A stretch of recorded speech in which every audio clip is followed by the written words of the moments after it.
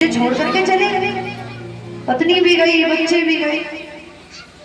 मृत्यु निकट आती है तो ना बच्चे साथ देते हैं, ना पत्नी साथ देती है, ना कोई परिवार का साथ देता है। अंत में कौन साथ देगा? भगवान। गज ने कहा कि अब कोई सहायता करने वाला नहीं है मेरी। अंत में भगवान को बुलाया, भगवान तुरंत गरुड़ पर सवार होकर के आए और गज ग्रहा दोनों का कल्याण है। ये गज है कौन? गज है हम और आप।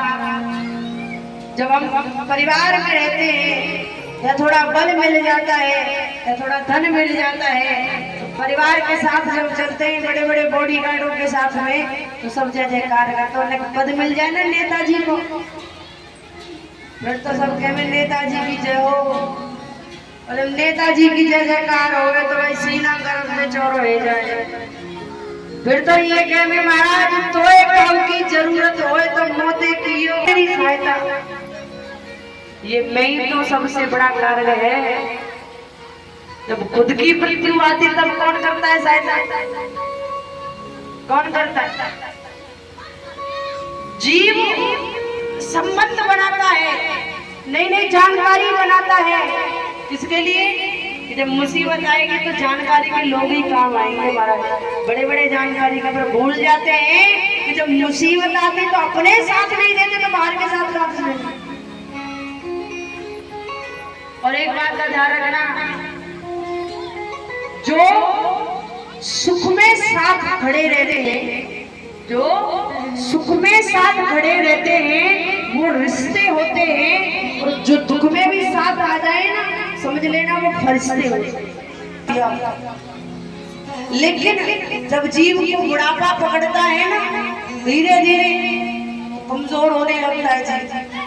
आंखें हाथ पैर सब कांपने लगते हैं, बुढ़ापे में बीमार हो जाते हैं, बीमारी घेर लेते हैं। बीमारी में फिर बच्चों को कहते करो मेरी सहायता।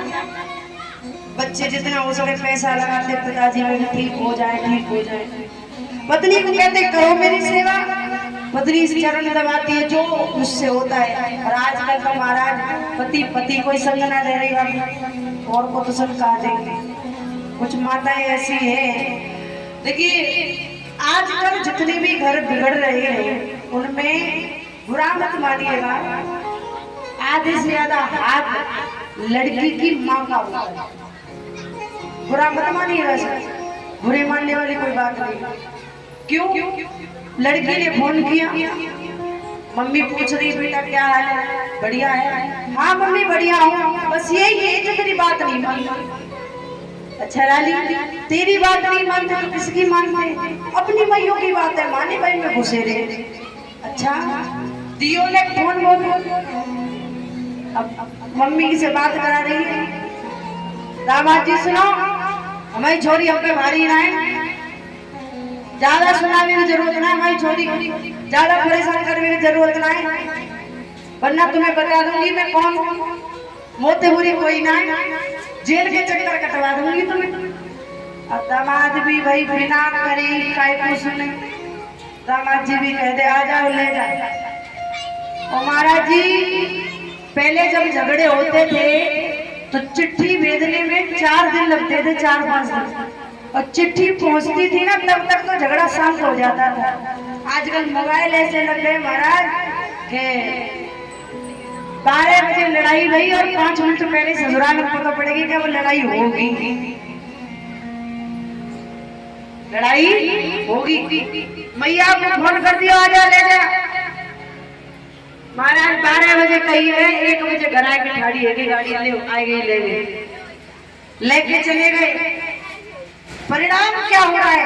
लड़की ना लड़के से बात कर रही है, लड़का ना लड़की से बात कर रहा है। लड़की चाहती है कि लड़का मेरे पैरों में नाक रगड़े तब जाऊंगी, माफी मांगे तब जाऊंगी। लड़का कहता मैंने कौन सा अपराध कर दिया, खुद आएगी तो आजा, ना आवे तो मत आवे। यही तो परिणाम होता है। और ज्यादा समय लड़ाई बढ़ जाती है तो अंत में बात पहुंच जाती कोर्ट में, फिर तलाक तक की बात आ जाती है। महाराज तलाक करो, तलाक होने के बाद क्या होता है? लड़के का दूसरा विवाह हो जाता है, बुरा मत मानिएगा।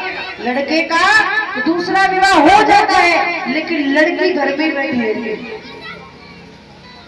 अगर कोई देखने वाला आता है, कहते हैं एक कई नाद भी तो हमारे कान में जाएगी। दूसरा, घर में यदि भाभी हो तो अपना घर तो बसाया ना, मेरी को बिगाड़ेगा तो तुरी भाई है। चार बातें उस बेटी को सुननी पड़ती है। तो जीवन है, तो जीवन में कुछ बातें हैं जो ग्रहण करनी चाहिए। जरूरी नहीं कि हर बात अपने काम, लड़ाई झगड़े कुछ होता है नहीं। अगर आज आप क्रोध है तो कल प्रेम भी होगा। अब आप थोड़ा, अब एक बात बताओ, कहीं आग लग जाएगी तो आप क्या डालेंगे? जोर से बताओ, कहीं आग लग जाती क्या डालते हो? पानी डालते हो ना, कि पेट्रोल डालते हो? मुझे नहीं लगता, क्योंकि आजकल घर में लड़ाई है जाए ना, तो पानी डालने की वजह पेट्रोल डालते हैं, महाराज और बढ़े ऐसी। तो ये नहीं होना चाहिए। परिवार को चलाने के लिए कुछ सहन करना भी पड़ता है और कुछ कहना भी पड़ता है। और एक बात का ध्यान रखना, यदि आपकी सास आपको कुछ डांट दे, कुछ कह दे, तो बुरा मत ना करो, क्योंकि जब आप गलती करते हो तो आपकी माँ भी तो आपको डांटती है। और कुछ सासू माँ से भी मेरा ये निवेदन ये है कि बहू यदि कोई गलती कर ले तो पूरे गाँव में ढिंढोरा मत पीटा करो कि हमारी बहू जी गलती कर दी। क्योंकि कल को आप जब खटिया में पड़ जाओगी, पड़ोसी नहीं आएंगे सेवा के लिए, आपकी बहू ही आपकी सेवा करेगी। बहू अपनी सास को माँ समझे और माँ बहू को अपनी बेटी समझे तो रिश्ता निभता है, वरना रिश्ता नहीं चलेगा। आजकल क्या होता है, एक मैया अपने बेटी के यहाँ से आई,